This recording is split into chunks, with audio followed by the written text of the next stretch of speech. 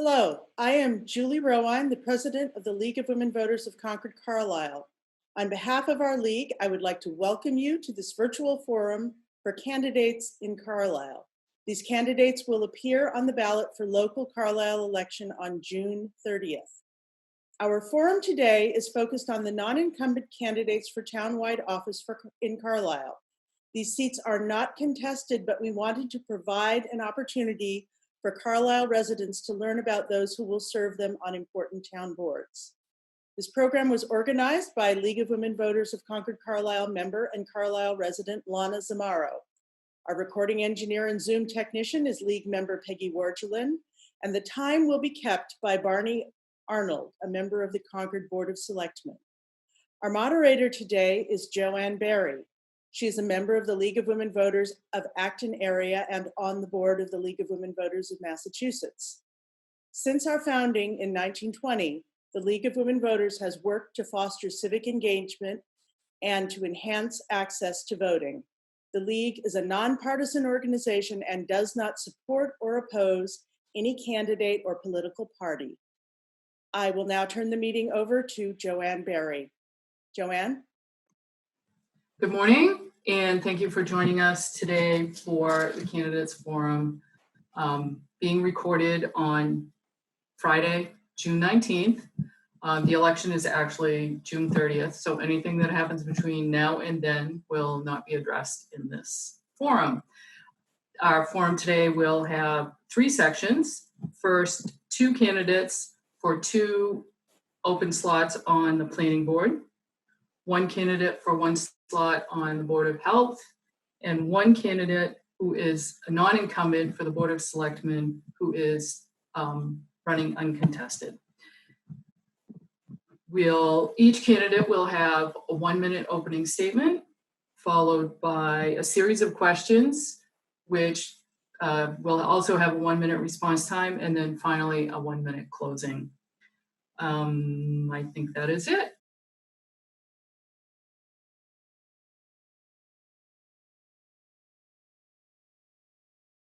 So why don't we go ahead and get started with planning board candidates. And Ms. Grady, you may start with your opening. Hello, my name is Adelaide Grady and I'm running for a 1-year position on the planning board. I've been a Carlisle resident for 6 years and I love its small town character and community spirit. I bring my professional experience as a multifamily developer as well as a deep personal commitment to issues of housing affordability and climate sustainability to support my candidacy. I have over 20 years of experience as a developer and I've worked constructively with town and city boards from Hopkinton to Boston and everywhere in between. My experience in commercial scale multifamily communities includes extensive affordable housing as well as deep commitments to sustainability, including a passive house commitment for the largest public housing redevelopment project in New England. I'm looking forward to being a part of bringing Carlisle forward. Thank you. Mr. DeCock, your opening statement. Can you hear me okay? All right. Hi, I'm Jonathan DeCock. I have been a resident of Carlisle for the past 12 years, and I am running for a 3-year term on the planning board. I have a master's degree in computer architecture from the University of Michigan and have spent 25 years working on a digital logic simulator. These are unrelated to planning, except that as that, I have been a project lead leading up to 250 people to define and implement that simulator. In town, I have been a baseball coach. I am currently an associate member of the Trails Committee and the chair of the Deer Control Committee. But what got me interested in the planning board was my work on the solar canopy that is going up over the school parking lot, which required zoning changes and town meeting votes. And so I'm here mostly because I am interested and willing to help out the town. And I think it's important to volunteer for the town. And my interests in the planning board are getting better access for solar, making a walkable community for us, and in affordable housing. Thank you. Thank you. Okay, our first question. The master plan is being developed as mandated as a responsibility of the planning board. What role can the master plan have in guiding collaborative and integrated planning and decisions based on its key principles and goals? And how can the planning board ensure that the outcome and procedural goals of the master plan will be implemented and consistently followed throughout town government? Mr. DeCock.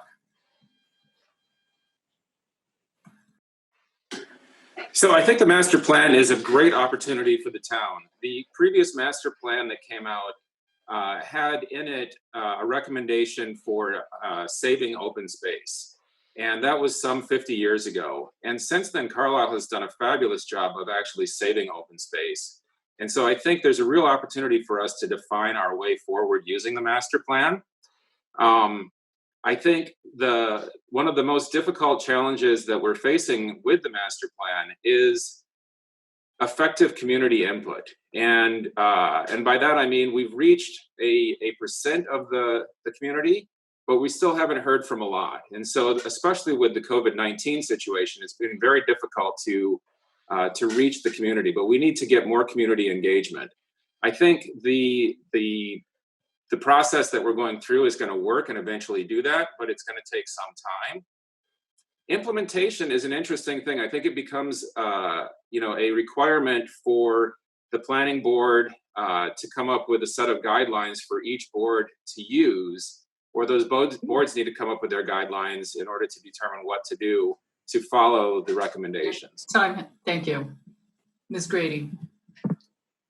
Thank you. I agree with Jonathan that there is a tremendous opportunity that the master plan presents us with to really define how we as a community envision the change that is inevitably coming. Growth is inevitable, and we see throughout our region dramatic change that we have largely been insulated from, but it in many ways is our responsibility to take part in that in a very constructive and positive way. I think that post-COVID, with the introduction of virtual meetings, we have a real opportunity to reach more people, and I hope we can do that through this virtual meeting format. And I do believe that having experience on the board, as well as the types of commitment that come from people like Jonathan, who have commitments to other boards as well, is what really helps to bring the implementation forward. Thank you. The next question. What role can the planning board take in addressing the reduction of greenhouse gases generated in our town? Ms. Grady. This is clearly a very important one to me. I think that having a very proactive process with applicants to the planning board around how to implement programs that help designers and builders be more proactive in their energy performance of buildings is a big one. But honestly, I think another one has to do with housing affordability, and that is enabling and creating opportunities for smaller units. The Union of Concerned Scientists said nearly 20 years ago now that the two most important things that you can do to save the planet are to live in a smaller house and live closer to work. Well, we live in a world now where work is coming closer to us. And if we can encourage more compact, smaller housing, I think that would be a major win for the climate. Thank you, Mr. DeCock. So I completely agree with Adelaide on the size of the houses. Our houses in Carlisle are very large, and if we can find ways to encourage through zoning more compact houses, I think that has a really significant impact. In addition, I think the work that we did on the solar canopy is very important, and I think we can do quite a bit more in town. In particular, I'd like to look into addressing community solar. Many of us have trees around our houses and don't necessarily want to cut them down, but do want to produce green energy. And by having a community solar where the solar is not necessarily on your house, gives people an opportunity to do that. So I believe we should look into that in more detail. And so I think those are the two main things that I think we can do. Thank you. Next question. What is the role of the planning board in addressing the issue of the lack of affordable housing in town? And what ideas do you have for actions the planning board can take to promote and advance affordable housing in Carlisle? Mr. DeCock. So as I understand it, the main role of the planning board in respect to affordable housing is to address the zoning issues. Right now, we have two main districts for residences, and neither of them are particularly conducive to affordable housing because of the size of the lots and also the infrastructure, right? And so the planning board can look forward and say, is there something that we can do with zoning? Is there something that we can do with utilities, water, sewer, that kind of stuff, that would make it so that we could, in fact, have higher density housing in a smaller area that would enable it to be affordable? Thank you. Thank you. Ms. Grady? I agree with Jonathan, and I would add to it that the accessory unit bylaw is a step in the right direction. I think that it can help to solve many, many issues, including housing affordability for our residents, our longtime residents who live in homes that they raised their family and that they may no longer be able to afford to keep up. And being able to add an accessory apartment, whether it's for someone else or for themselves, so that they can then either rent or sell the house that they have lived their lives in. I think is a very interesting approach. There's two kinds of affordability. There's lowercase a and capital A. There's capital A affordability is regulated by the government and generally requires larger scale development that our infrastructure has a really hard time supporting. So finding those creative solutions where we can bring in more density into smaller units, I think is a great way to approach it. Thank you. And our final question. What are your thoughts on a community center for Carlisle? And Ms. Grady, let me go first. I think a community center is an idea that is worth spending a lot of time on and exploring. Unfortunately, I am concerned about the cost associated with building new construction today.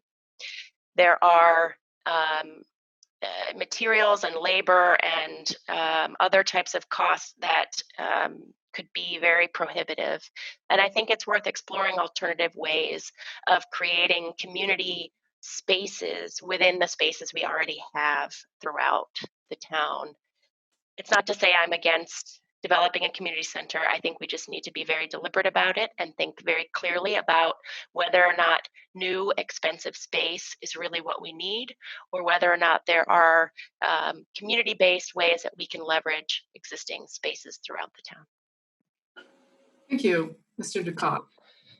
So I agree with Adelaide on that.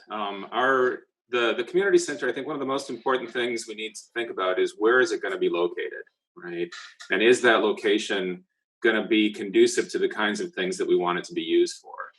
And when I think about a community center, I think a lot of things about, programs like rec programs where you can be trained. I was recently trained in Tingsboro on beekeeping at one of their rec centers. And so that's a possibility then for that kind of thing. But we also want it to have be very close to the school. I think that there's a lot of activities that can be commingled with the school. But then I agree with Adelaide that perhaps there's enough space in the school already to do what we need there. And so I question whether or not we need to have an additional building and spend a lot of additional funds making something where I'm not sure that we necessarily need it. So that's where I am on that. Thank you. Now it is time for 1 minute closing, and Mr. DeCock, you may go first. Okay, so like I said, so I'm Jonathan DeCock. I'm running for the planning board for a 3-year term. I'm here primarily just to help out with the town. I believe it's important to volunteer and be part of the government and move us forward into a space where where everything is more equitable and whatnot for everyone. And so I think as part of that, that's one of the reasons why I volunteer for so many town boards is I believe it's important to do that work and to be part of the community. So yeah, thank you very much. Thank you, Ms. Grady. Whoops. Thank you. Again, my name is Adelaide Grady. I'm running for a one-year term on the planning board. And I believe it's important to bring my professional experience and commitments to climate change mitigation, as well as affordable housing, to the board. I volunteered as an appointed member over the last 6 months because, like Jonathan said, I think it's incredibly important that citizens participate. And I find that I have been the beneficiary of a large amount of experience that I can bring to bear, and I hope to leverage it to bring Carlisle forward in a way that really works for Carlisle, because this is an incredibly special town, and I think we have a real opportunity to make a difference in many people's lives through the planning and zoning process. Thank you, and thank you to both planning board candidates.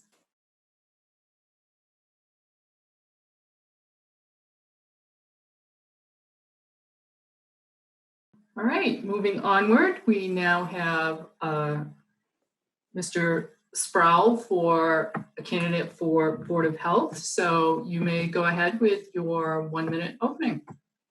Certainly. Good morning. My name is Doug Sproul. I'm seeking election to the Carlisle Board of Health. It goes without saying that this is a critical time for our community. While there are many long-standing issues facing the Board of Health right now, there's one clear and pressing challenge, that of COVID-19. As a physician with a master's degree from the Mailman School of Public Health at Columbia University, I am seeking election to the Carlisle Board of Health to help ensure that the policies governing the reopening of schools, activities, and businesses are reasoned, balanced, and focused on protecting the vulnerable within our community while addressing the needs of all in the community, especially those of our children.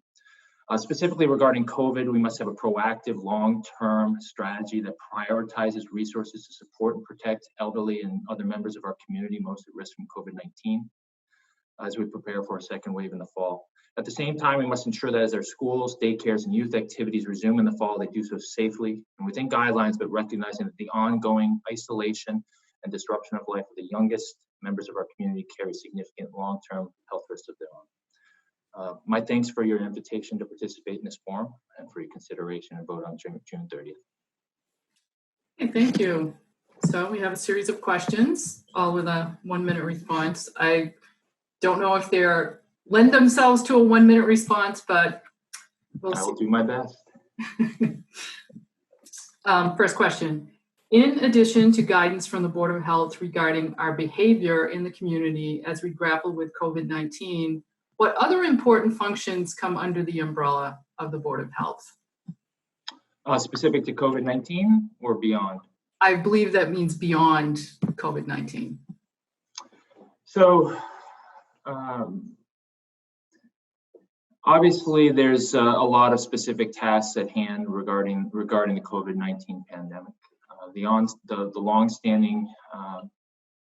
long-standing mandates of the Carlisle Board of Health also obviously specifically regard around the management of septic systems, the impact of high-density development, and maintaining the health of our community. My personal perspective on those issues, I'm certainly not a septic expert, nor would I claim to be, although there's considerable expertise on the town, is that the mandate of the Board of Health and the role that we should be playing is specific to ensuring whether or not any activity is indeed meets the safety and health of the community, but does not go beyond that limited mandate to determine the appropriateness, relevance, or impact on the community in other ways. Thank you. The next question. How do you feel the Board of Health can strengthen its role as a vital part of town government? This kind of goes back to what I was just saying. I think one of the major challenges that we face as a community and as a society is operational overreach. it's critically important that organizations such as the Board of Health play a important advisory and input role, and where necessary, have strong mandates to limit activities that could have a significant impact on the health of our community. Beyond that, stretching into the question of whether it's something that we want to have as an activity or as a organizational development, really goes beyond the narrow mandate of this organization. And we strengthen our institutions by keeping closely aligned to the mandates that we have set for them. And this is particularly important for the Board of Health. Thank you. Next question. There is growing evidence of the strong link between climate change and public health. Do you believe that the Carlisle Board of Health has a role to play in town efforts to address climate change? And if so, please describe how you view that role. So I think that there's a number of other organizations within the town apparatus, and we just heard from the planning board candidates regarding activities that will impact climate change and our approach to it within our community. As I look at environmental issues, I think the critical mandate of the Board of Health is to ensure that activities and activities that impact our community directly with regard to clean water, with regard to clean air, are critical mandates of our organization. With regard to the question of our involvement in the broader picture of climate change on a global level, I think it's very important that we stick very closely to our narrow mandates and leave the broader impact on environmental questions to other actions within our government organization. Thank you. And final question.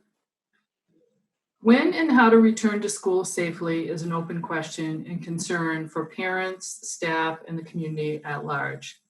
In addition to the health and safety of students, protecting staff is also an important consideration. How do you feel we can responsibly weigh both the safety of the students and staff for a safe re-entry for the entire school population? So this is a really important question. May I request 2 minutes to respond to this question? Yes. All right. So the bottom line is, whether we want it, whether we like it or not, society is reopening. And this raises critical questions of how we manage the risks to various members of our community, the elderly, other people who are at risk because of pre-existing conditions, and how we manage our children in the schools. The bottom line is that the science as we know it does not support keeping the schools closed. There have been no COVID-19 deaths in the state of Massachusetts amongst children younger than 19 years of age. What we know now is that, in contrast to other coronaviruses and influenza, etc., children uncommonly catch this virus and are far less likely than adults to transmit this virus to others. 22 countries in Europe have already reopened schools. Denmark did so in April. Sweden never closed its primary schools at all. There's been no link to a rise in infections related to the reopening of schools. What we do know is that there has been a massive educational disruption. It will be particularly impactful in lower income communities, but even in Carlisle, the isolation, the inactivity, the psychological impact that we've already inflicted on our children will be observable for years to come. I'm obviously not an educator. I don't pretend to understand the specific needs of our teachers and students, and thus an approach must be developed that reflects a collaboration, not just from the Board of Health, but our teachers, administrators, town government, and community at large. But how might we approach this? First, as a principle, no parent, no child, no teacher can be or should be forced to attend in-person schooling if they do not feel comfortable doing so. We must have options for children to continue to receive remote education in accordance with their wishes.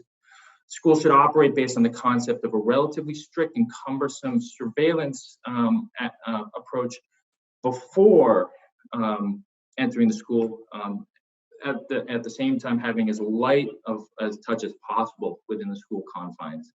And I'm deliberately ignoring the stop button because I have one last point. We have to require the parent, we have to ask and request that the parents of children who are attending our schools opt into a surveillance program that will allow us to properly identify and treat and track individuals who may potentially carry COVID-19. At the same time, creating an environment where within the confines of school, we can have as light a touch as possible, particularly with regards to the younger children for whom social distancing measures are most impactful and of least effectiveness. Thank you. I'm sure that's a concern for pretty much everyone. So that brings us to the end of the questions, and you have 1 minute for closing. Okay, so again, I'd like to thank the League of Women Voters for inviting me to participate in this forum. And as we close, I'd like to tell you a little bit about where I've been, what I've done, and as I believe it exemplifies a background and perspective that's so critically needed at this point in time. Before moving to Carlisle, I built my early career managing children with devastating, untreatable neuromuscular diseases. Most of my patients face the dual challenges of poverty and extreme disability, and dozens of my patients, infants and young children, died for lack of any effective therapy. I knew these children and their families personally. I tried to help them make the best decisions they could. We faced together the challenge of the unanswerable. Do we intervene to keep these children alive, prolonging suffering, or do we do nothing and watch the child suffocate in front of our eyes? There was no correct answer, no perfect solution. All decisions led to suffering, but ultimately we made the best decisions possible, knowing what we knew at the time. And we face a similar challenge with COVID-19. There's no perfect solution. Every choice leads to suffering, but together, using the data based on what we know and what we know as a community, we can come together and develop a reasoned, balanced approach that's best for Carlisle and allows us to manage this pandemic as best as we can. Thank you, and thank you for letting me participate in this forum. Thank you. That brings this portion of our forum to a close.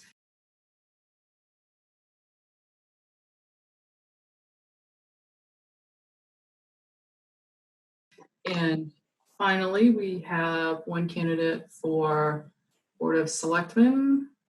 Thank you to the League of Women Voters for this opportunity. My name is David Modell, and I am running for the Board of Selectmen.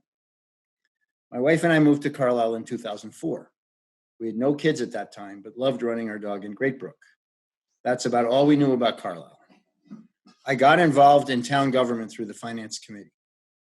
I liked FinCom because everyone needs money, and the budgeting process teaches one about everything else. When my kids entered Carlisle Public, a transition to the school committee seemed like a natural fit. I loved the complexity of educational issues and how it fit with the budget. I've now served the town for 15 years on both finance and school committees. As FinCom chair, I steered through the budget crisis of 2008 through 10, and as school board chair, I led a long and important negotiation with Carlisle Teachers Union. I believe these accomplishments demonstrated the leadership that we need to help us through the current crisis. However, even prior to COVID, the Master Planning Committee had highlighted 3 challenges facing the town: a growing population over 60 without school children, but wishing to stay in Carlisle; a fixed tax base derived almost entirely from residential property taxes; and the desire to balance open space and environmentally friendly development. In my closing statement, I will share my vision for steering through these issues. Thank you. Thank you. First question. What do you consider the biggest issue or challenge facing the Board of Selectmen? I believe if I build on the 3 points I raised that come out of the master planning, that we face increasing difficulties in staying the independent town that Carlisle is. We suffer from diseconomies of scale. We need our own police department, our own fire department, our own school, our own boards and everything. We love it because it provides us with autonomy and the ability to tailor solutions to what Carlisle needs. But it's increasingly costly to operate a town. We have a fixed base of income, as I mentioned. And if we want to do things like affordable housing, like increase enrollment in schools, like who knows what, sewers instead of groundwater, they all cost money. So we're going to have to be really thoughtful in the way we progress. Thank you. Thank you. Next question. The town has embarked on the development of a state-mandated master plan to guide decisions, policy, and actions moving forward for the next 10 years. After approval, how can the Board of Selectmen ensure that the town stays on track to meet the plan's goals so that the plans are actually transformed into action? That's a very good question. And I don't know what the form of the recommendations. In other words, I'm not clear on whether there'll be an action plan that comes out of the board or simply objectives. If it's simply objectives, then it's really incumbent on the board to work hard with those other boards to get specific and actionable plans out of it. If we're handed action plans, then I guess we have to deal with what's been given, but I'm sorry. I'm sorry. Can we do this over? Somebody just called. I'm very sorry. Can we start over on that? Yes, go ahead. Okay. All right. Excuse me. It's a very good question, and I think it depends on the degree to which the master planning board's recommendations are accompanied by specific action plans or whether those action plans are left to the town to develop. If it's the latter, then it's definitely incumbent on the school board, the select board to work with other committees and boards to develop actionable plans that are meaningful and can be accomplished within our constraints. If we're handed a set of action items, then I think we have to really analyze how long it will take to implement them. Again, as I said, we can't do everything. And we need to try to not be frozen by what we can't do, but pick specific things that we can do. Thank you. Thank you. Next question. The COVID-19 pandemic and the exposure of systemic racial injustice and inequity have rocked our community, the nation, and the globe. With regard to racial issues, and given that Carlisle is not diverse, do you have any thoughts about how the Select Board and other Carlisle boards might advance policies and practices that support racial justice and opportunity? Yes, that's an excellent question. And in fact, right before this forum, I was in a school committee meeting where we approved a resolution that's going statewide to condemn racial injustice and so forth. But my comments there, and my comment here is, it's great to talk the talk, but we have to walk the walk. So within Carlisle, I think we are a fairly egalitarian and welcoming community. But the point is, we are pretty well isolated from the quote unquote real world in towns that surround us.